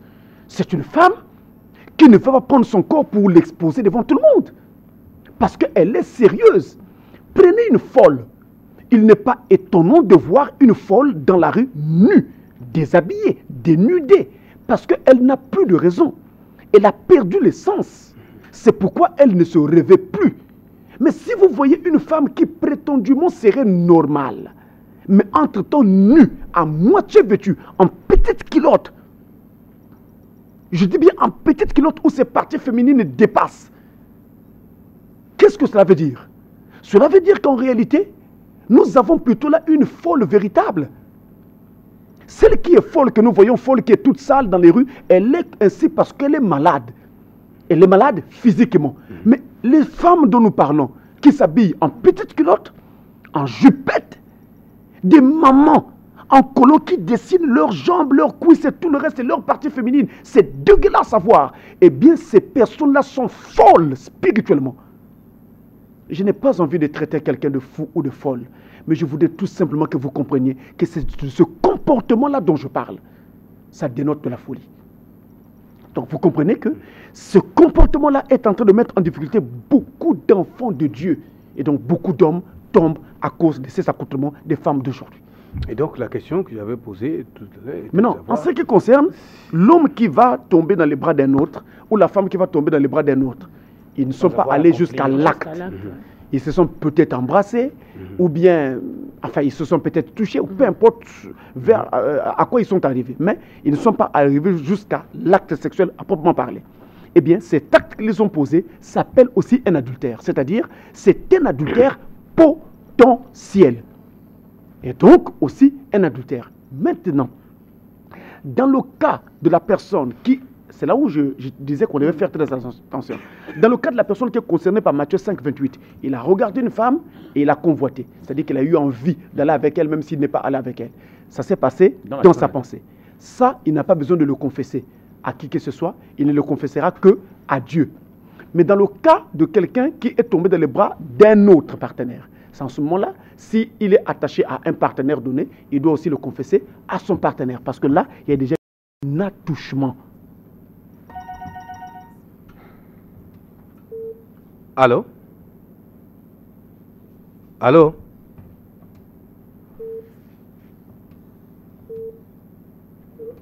Oui, allô? Oh là là. Allô? Oui, bonsoir. Oui, allô, bonsoir. Il y a tellement de gens qui S'il veulent vous plaît, appeler. est-ce que vous pouvez... Oui, nous sommes saturés. Est-ce que vous pouvez parler un peu plus fort, s'il vous plaît? Oui, monsieur, bonsoir. Bonsoir. Pasteur Francis, c'est votre petit beau, vraiment.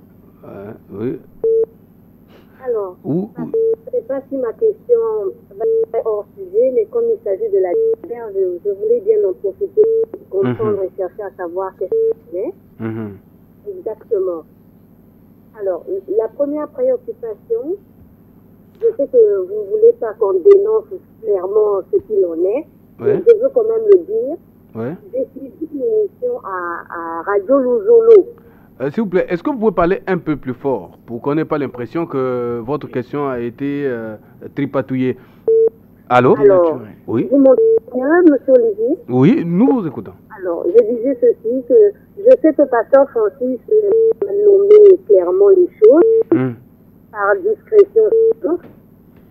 Et moi, je vais prendre un truc. J'ai vu une émission à Radio Louzolo, tout à hasard comme ça, démontré avec versets bibliques. Je les avais notés, mais je n'ai pas le bout de papier. Moi, sinon j'aurais donné au pasteur Francis. Ouais. Où il démontre que l'épisode de Jésus et la femme mère, où on disait que s'il n'a pas de péché, jette le premier pierre sur lui. Oui. Sur elle plutôt. On ne parle pas du monsieur parce que le monsieur c'était Jésus lui-même.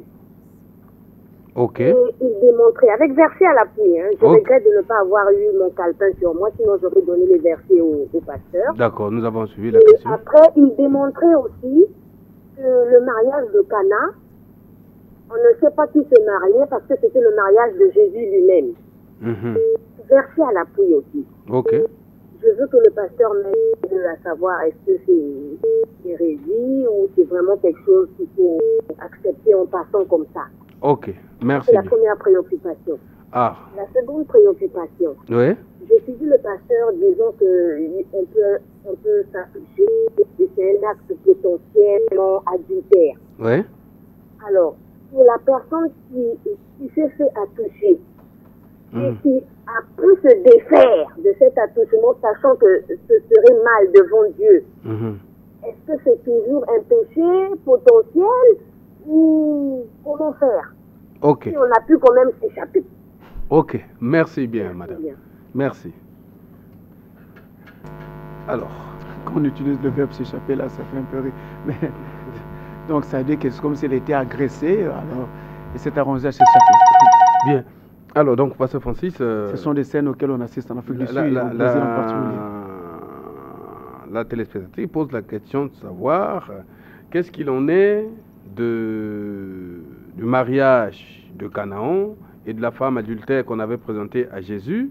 Quand Jésus dit, le premier qui d'entre vous n'a jamais péché, qu'il soit le premier à jeter la pierre sur cette femme. Elle a suivi une émission sur Radio Louzolo où le journaliste, ou je ne sais pas si c'était l'invité, qui démontrait avec passage biblique à l'appui qu'en fait, si la femme adultère qu'on a présentée à Jésus, on n'avait pas présenté son mari, c'est parce que ce mari, c'était Jésus lui-même. Et au mariage, donc aux noces de Canaan, on dit qu'on parlait d'un mariage, mais on n'a jamais dit qui se mariait. Et donc, c'était le mariage de Jésus. Qu'est-ce que vous en dites? Non, je conseille à cette sœur de faire don à ces personnes qui parlaient d'une Bible en langue véhiculaire. De faire don à ces personnes qu'elle a suivies à cette radio-là d'une Bible en langue véhiculaire. Vernaculaire. Oui. Donc, c'est-à-dire qu'elle fasse don à ce jeune... Qu'elle trouve une Bible en langue véhiculaire qu'elle peut faire don à ces personnes qu'elle entendait là, comme ça pourra aider. Parce que vous supposez qu'en français, ces personnes n'ont pas compris ce qui était écrit. En français, je ne lis pas cela dans la Bible. Je ne lis rien de tel dans la Bible. Peut-être qu'en langue véhiculaire, en Kikongo, en Lingala, peut-être en Dondo, ça va donner quelque chose qu'on peut comprendre. Mais en français, je ne lis pas ça. Alors, nulle part, il n'est dit que Jésus-Christ... Si Jésus avait été le mari ou l'homme qui sortait avec la femme qui était surprise en adultère, pourquoi les pharisiens vont poser la question à Jésus, qu'est-ce que nous devons faire de cette femme? La loi exigeait quoi? La loi exigeait dans Deutéronome, dans Lévitique chapitre 20, que l'homme, Lévitique 20 verset 10, que l'homme et la femme surpris en adultère devaient être tués tous les deux. Donc ils devaient commencer par lapider Jésus. C'est pourquoi j'ai dit, je ne comprends pas. Peut-être c'est moi qui ne comprends pas bien. Peut-être que la langue de Molière a changé. C'est pourquoi j'ai dit, peut-être si on peut faire un don d'une Bible en langue véhiculaire, ça peut peut-être aider. Alors donc, la seconde question... vous avez dit tout à l'heure que si une femme ou même un conjoint est allé jusqu'à avoir des attouchements sexuels mais sans accomplir l'acte, mais il parvient quand même, donc il parvient, j'ai dit que nous utilisons un masculin générique, il parvient quand même à s'extirper et ne pas accomplir l'acte. Est-ce que c'est quand même un péché? Bon, non, ce n'est pas un péché pour la jeune femme, parce qu'elle a été touchée. Non, ce n'est pas un péché. Là, il s'agit d'un cas d'agression sexuelle. Elle a été agressée. Donc, même si cette agression avait connu son aboutissement, ça ne serait toujours pas un péché pour elle, parce qu'elle a été agressée. Et d'ailleurs, elle fait très bien en s'extirpant. Donc en fouillant, cela montre clairement qu'elle ne voulait pas commettre ce péché. Donc elle est dédouanée. Et autre chose, dans le cas où cette agression avait connu son aboutissement, elle serait condamnée. Dieu allait dire que ce péché la concernerait aussi si et seulement si elle n'avait pas crié ou n'avait pas essayé de faire quelque chose pour s'échapper. Or, si elle s'est battue, elle s'est débattue, elle a essayé de tout faire pour s'échapper, mais qu'elle n'a pas réussi, et finalement, l'acte a été accompli, là, Dieu ne compte pas ce péché, ne la tient pas comptable pour ça. Donc, elle est comptable de ce péché lorsque il y a consentement. Il y a consentement, lorsqu'elle accepte, lorsqu'elle ne crie pas, elle ne se débat pas, elle ne fait rien pour refuser. Quand elle n'a rien fait pour refuser, ça veut donc dire qu'elle est consentante et donc elle est comptable de ce péché. Alors, donc, un SMS que nous venons de recevoir. Je viens de doter une femme. 6 mois après, elle tombe enceinte. Je voyage et au retour, je viens la trouver avec un homme en flagrant délit. Que dois-je faire? Bon, c'est un problème très très sévère. On ne va pas dire tout de suite qu'il faut répudier sa femme. J'aurais souhaité qu'il règle ce problème en face d'un pasteur. Ça va être beaucoup mieux parce que vous ne savez pas qu'est-ce qui a pu amener cette femme à faire cela. Tout à l'heure, en début d'émission, lorsque je parlais des causes de l'infidélité conjugale, j'ai également parlé des problèmes de famille, où il y a des esprits, il y a des influences démoniaques également qui interviennent et qui peuvent amener quelqu'un à commettre une infidélité alors qu'en réalité, il ne l'avait pas voulu. Vous voyez, je vous prends un cas simple. Dans notre pays, par exemple, il y a des phénomènes qui sont récurrents. Moi, je suis pasteur, je rencontre ces phénomènes tout le temps quand je traite les cas des gens. Quelqu'un est marié, une jeune fille est mariée, et quand il se marie, il se trouve que son oncle, hein, comme vous appelez ici, hein, comment vous dites déjà là? Tonton. Non, vous n'utilisez pas le mot tonton, vous utilisez souvent papa. Papa Ken. Papa, je ne sais pas comment on va dire ça en français. Papa femme, papa quoi, papa je ne sais pas. Papa grand, papa petit, je ne sais pas. Petit papa, enfin. Ah non, trouvez le terme. Donc, vous voyez, alors, il se trouve donc que cet homme-là, moi je vais l'appeler oncle, hein, cet oncle-là, ses enfants à elle, on ne les marie pas. Ses filles, on ne les marie pas. Mais on ne marie que les filles de son frère. Ou de sa sœur. Ou de sa sœur, ça devient un problème. Alors, quand la jeune fille va donc en couple, lui va tout faire pour que ce mariage s'arrête, qu'il y ait un déshonneur sur la jeune fille et donc sur sa famille, sur ses parents, afin que finalement, ils soient à égalité. Vous voyez ces phénomènes-là? Donc, ce sont des choses que j'ai rencontrées dans l'exercice du ministère. Donc, c'est pourquoi je conseillerais, en tout cas de tout mon cœur, à ce couple-là, de ne pas divorcer tout de suite. Cherchez un pasteur. Parlez devant un pasteur. Il vous aidera. Le pasteur pourra même parler d'abord avec vous deux, ou même d'abord avec la femme, ensuite avec vous, et après il pourra vous mettre ensemble pour vraiment essayer d'arriver à trouver une solution qui aille pour le mieux pour tout le monde.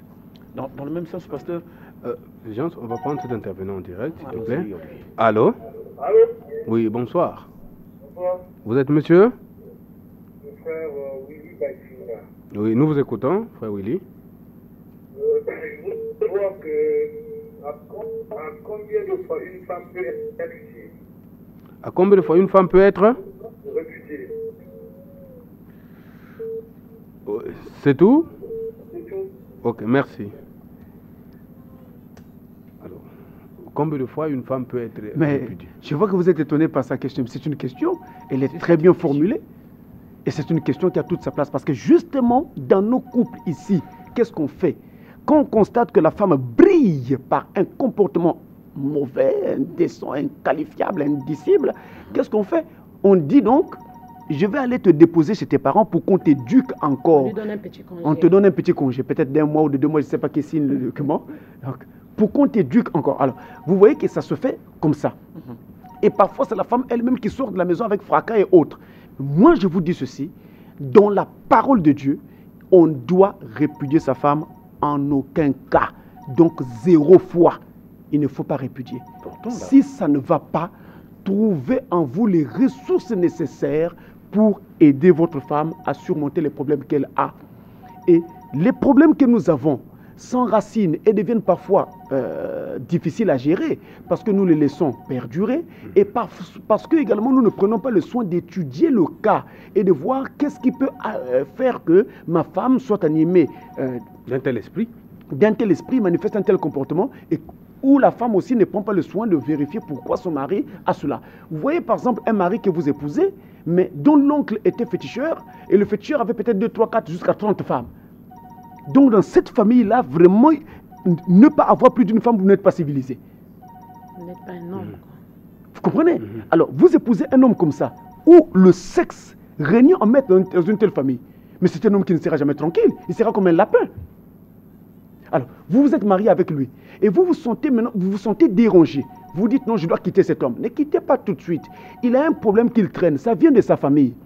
Il faut donc que le problème soit mis sur la table et qu'il soit traité, et traité de façon psychologique, mais aussi de façon spirituelle. Pasteur, c'est un problème d'héritage mystique ou quelle psychologie vous allez appliquer?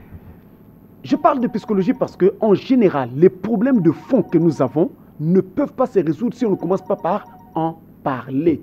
Or, il se trouve que tout ce qui a trait au sexe est tabou.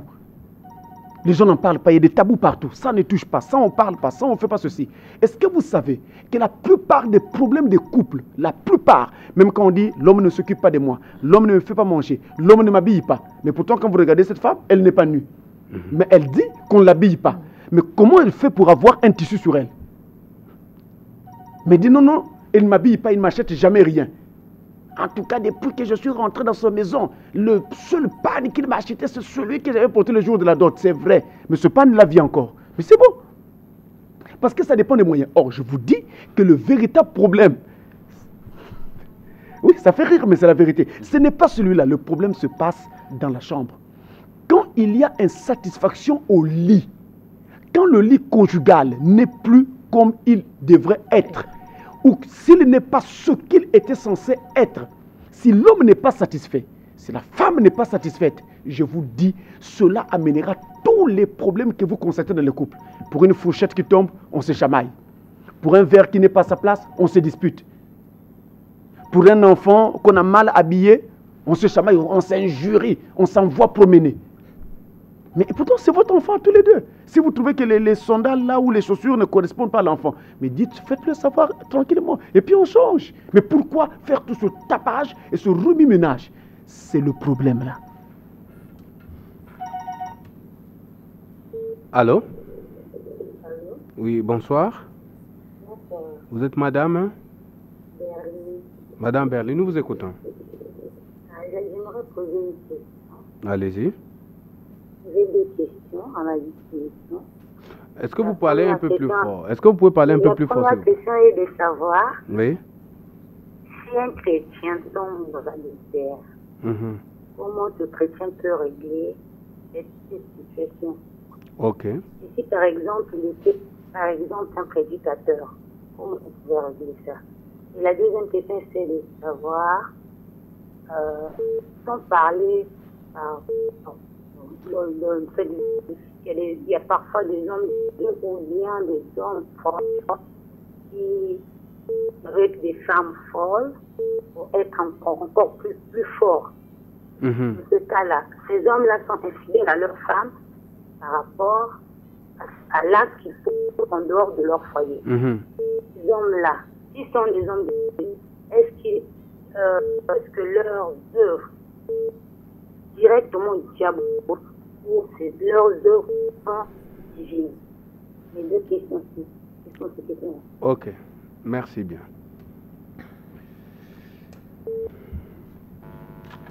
Madame Berlin pose la question de savoir comment se répare un cas d'adultère, surtout quand il est commis par un pasteur.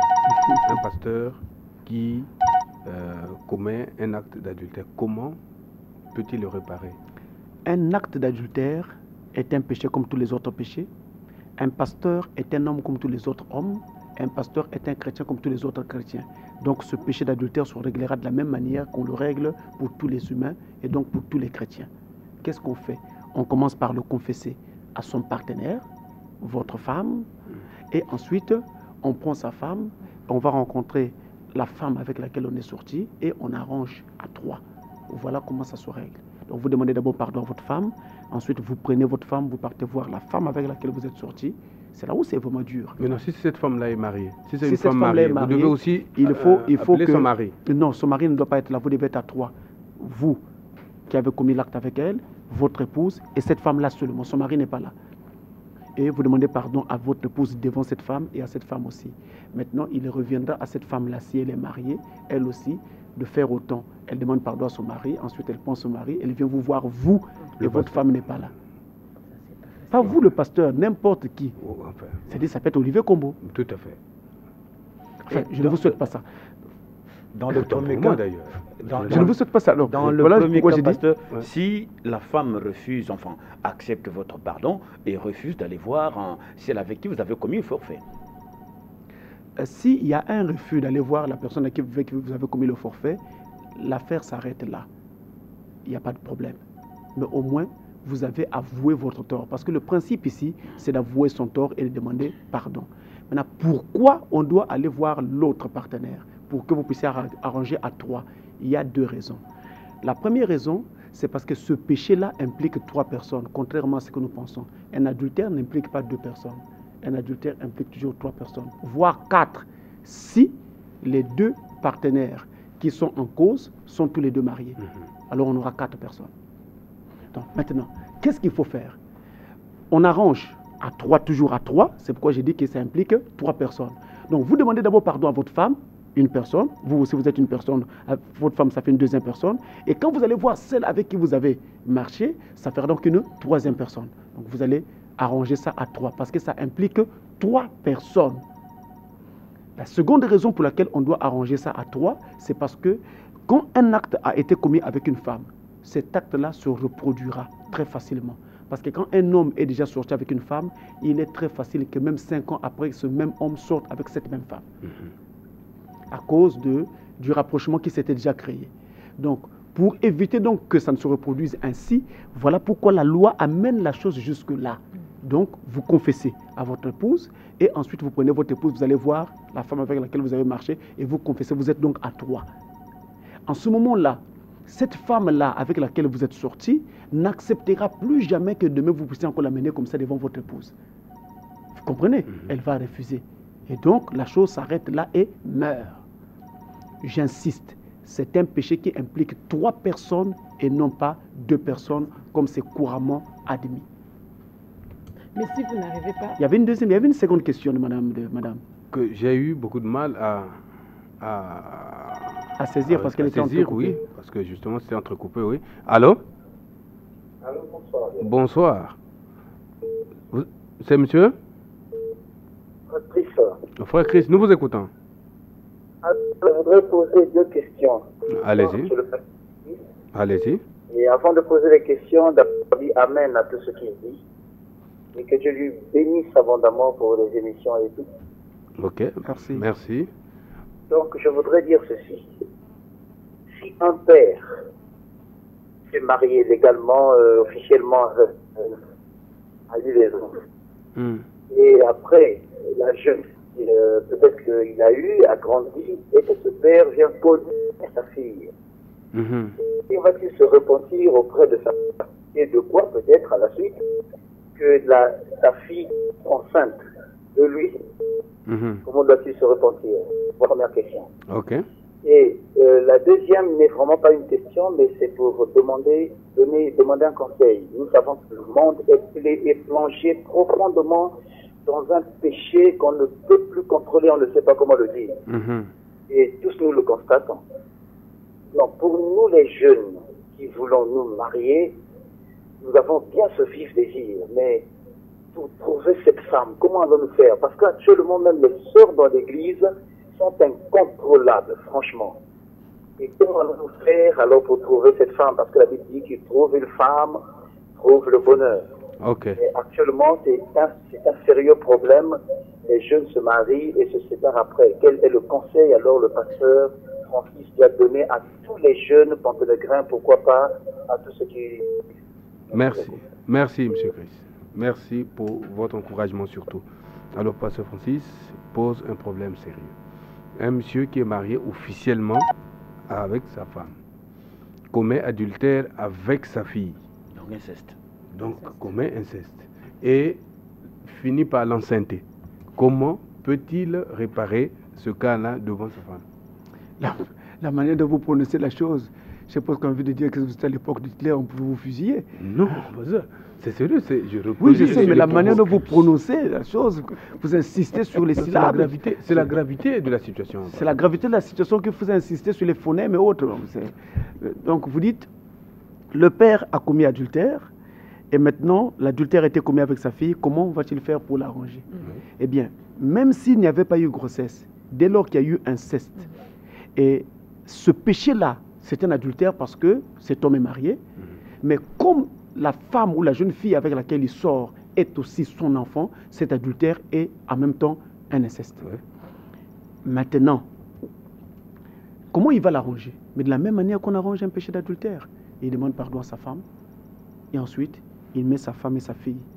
Il demande pardon à tous les deux, et promet de ne plus jamais recommencer.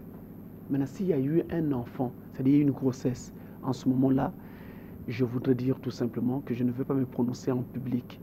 Cette question est assez délicate.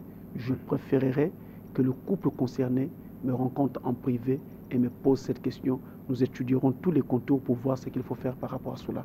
Si je donne une réponse générale, elle peut servir de jurisprudence et tout le monde peut se mettre à faire ainsi, disons, le pasteur Francis avait dit. Parce qu'il y a des gens qui ne viennent même pas dans mon église, mais qui dans leur maison gèrent leur foyer et gèrent leurs affaires, d'après ce que pasteur Francis dit. Alors je me sens vraiment très responsable et je sais qu'il y a un poids énorme sur mes épaules. Je ne voudrais pas dire n'importe quoi maintenant. Alors je préfère qu'on me rencontre en privé puis nous en parlerons. Alors donc la seconde question de Frère Chris, il dit, la Bible dit, celui qui trouve une femme trouve le bonheur. Malheureusement, les jeunes ont du mal à trouver des femmes qui fassent leur bonheur. Femme vertueuse. Donc une femme vertueuse qui fasse leur bonheur. Voilà pourquoi ils se marient et ils divorcent quelque temps après. Qu'est-ce que vous avez donc? Il s'est marié le samedi soir pour divorcer le lundi matin. Donc qu'est-ce que vous même avez en qui tant était que censée même offrir, l'église? Enfin, je condamne personne, je condamne aucune ethnie, mais j'ai rencontré quelqu'un qui me disait, il s'était marié un samedi soir, je crois, il a divorcé un lundi matin, et il me dit, je dis bien que je ne condamne personne, je ne fais que rapporter un fait. Il me dit, pour tout bon vili qui se respecte, on doit faire ainsi. Bon, je dis bien que je ne condamne personne, je ne dis pas que les villes font ainsi. Je parle de quelque chose que j'ai rencontré. Vous comprenez? Alors, donc, pasteur, mais ce n'est pas une bonne chose à faire, ce n'est pas quelque chose à suivre. Où est-ce qu'on peut trouver une bonne femme aujourd'hui? Ce qu'il faut faire, d'abord, en ce qui concerne le mariage, il faut toujours, et je dis bien toujours, faire confiance à Dieu. Regardez à Dieu et donc mettez-vous à prier pour que Dieu vous conduise et vous montre la femme avec qui vous allez vous marier. Attendez patiemment sa réponse, ne vous pressez pas. Ensuite, il faut dire que la femme que vous allez épouser doit aussi être une chrétienne. Et je vous déconseille de trouver une femme dans la rue pour ensuite faire d'elle votre épouse. Trouvez votre femme dans une église chrétienne sérieuse. Une église chrétienne sérieuse qui est aussi conduite par un pasteur sérieux. Trouvez votre femme là-bas. Quand je dis pasteur sérieux, je vais parler de l'enseignement qu'il donne. Parce que cet enseignement sérieux aidera donc cette jeune fille à avoir une foi sérieuse également. J'avance. Ne vous arrêtez pas à la beauté. La beauté ne suffit pas. Et je dois même vous dire que les femmes que vous trouvez tellement belles et tellement présentables ne sont pas souvent de bonnes épouses quand on les met dans la maison. C'est plutôt celles qui ne brillent pas trop qui font plutôt de très bonnes épouses. Donc ne cherchez pas une femme qui brille comme une papaye ou bien une jaune banane ou quoi comme on a coutume de le dire. Cherchez plutôt le caractère et non pas la beauté. Il est entendu qu'on ne mettra pas la beauté de côté, c'est tout naturel. Mais apesantissez-vous sur le caractère et non sur la beauté de la femme. Donc n'oubliez pas le premier paramètre, Dieu. Dieu est notre créateur à tous. Donc il connaît tous les êtres qu'il a créés, y compris donc la jeune fille que vous allez prendre en mariage. Priez Dieu et qu'il vous conduise, ne soyez pas pressés. Alors, on va prendre donc ce dernier intervenant. Allô? Oui. Bonsoir. Je voulais poser une question. Oui. Il y a une parole que le pasteur vient de lever. Oui. Est-ce que vous pouvez parler un peu plus fort, s'il vous plaît? Est-ce que vous pouvez parler un peu plus fort? Une personne, une femme, comment la dire? Mais je voulais dire que non, j'avais une femme à la maison. Allô?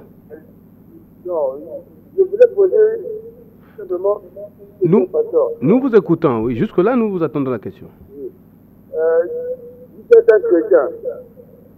Un chrétien marié, et la femme vient de partir elle-même. Retourner les choses du monde. Est-ce que c'est possible de pardonner et la remettre encore? Ok, merci. Pasteur Francis, si une femme quitte volontairement la maison, va donc dans le monde, une chrétienne, hein, quitte le foyer, va donc dans le monde, donc elle se fait païenne, et est-ce que le mari peut quand même la reprendre, pour la remettre dans la maison? Dans le sens de se réconcilier. Moi, je vous ai parlé du pardon. Je vous ai parlé de la tolérance. C'est le message que je prône. Tant que quelque chose peut encore être fait, tendons la perche de sauvetage à quiconque et ne laissons tomber personne. Vous savez, sur la terre, nous sommes tous comme des passagers dans un navire qui est en train de faire naufrage. Et je pèse mes mots quand je dis faire naufrage. Je parle du monde entier, de toute la planète bleue, et non pas d'un pays en particulier. Et d'ailleurs, la Bible dit que la terre est aujourd'hui en train de crouler comme une cabane sous le poids de son péché. C'est écrit dans les Écritures. Donc nous sommes comme des passagers dans un navire qui est en train de faire naufrage. Mais qu'est-ce qu'on doit faire? En tout cas, tant que vous pouvez encore tendre la main et soutenir quelqu'un, sauver quelqu'un, tirer quelqu'un, il faut le faire. Peu importe le cas, peu importe le domaine, faisons ce que nous pouvons. Bien sûr, on le fera avec les règles de la parole, le respect de la parole. Là où on ne peut pas aller plus loin, eh bien nous laisserons les choses de Dieu se faire, nous laisserons appliquer la volonté de Dieu. Mais tant que nous pouvons essayer, essayons encore, ne nous arrêtons pas. Alors, Pasteur Francis, nous sommes arrivés au terme du temps. Sans vous interrompre, Olivier Combo, c'est même pour dire que vous savez, il y a même des femmes qui vont être vraiment des femmes modèles, des femmes bien, seulement à cause de l'appui et de la présence de l'homme qui les a épousées. Si cet homme ne les avait pas épousées, elles ne seraient pas ce qu'elles sont devenues. Et c'est vice-versa. Ça peut aussi arriver à l'homme. Il devient quelqu'un de très bien, quelqu'un qui bénit sa communauté, sa famille et autres. Mais c'est parce que la femme qu'il a eu à épouser, eh bien, lui donne des bons conseils, est toujours à ses côtés quand ça ne va pas et autres. La vie est faite ainsi. Alors, Pasteur Francis, je disais que nous sommes arrivés au terme du temps qui nous est imparti. Merci de votre disponibilité. Vous savez, nous avons 86 appels en absence. Cela montre l'intérêt du thème que nous avons choisi ce soir. Nous prions donc de vous retrouver certainement dans 2 mardis pour qu'on essaie de parler davantage. Ça aidera certainement le même thème, bien sûr, sur l'adultère. Et donc, ceux qui voudraient réagir à l'émission peuvent consulter notre site internet www.canal-7.net. Vous pouvez donc laisser vos questions et nous prendrons donc le temps de les poser au Pasteur Francis. Une fois de plus, merci. C'est moi. Merci de votre fidélité à l'émission Tournant. L'ensemble de la rédaction vous dit grand merci. J'aurais plaisir du grand oral. L'émission Grand Oral. Vous dit grand merci. J'aurai plaisir à vous retrouver dans 2 mardis. Suivez Canal 7 et restez au-delà de l'imagerie populaire.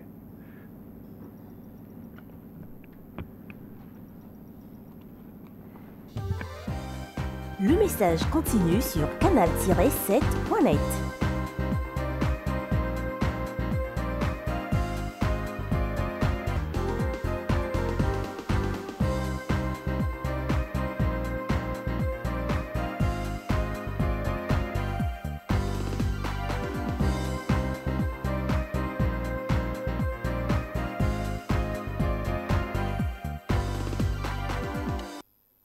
Magestemane yo melinkenyo yo ya minyoko mawa pe mpasi ondimi koko malisumu eloko yo osala nanu te yo moto umeli na bosantu ebanda boni yokoma lisumu yaya na ngai obongi na yango te eza ngai nde na meritaki soni oyo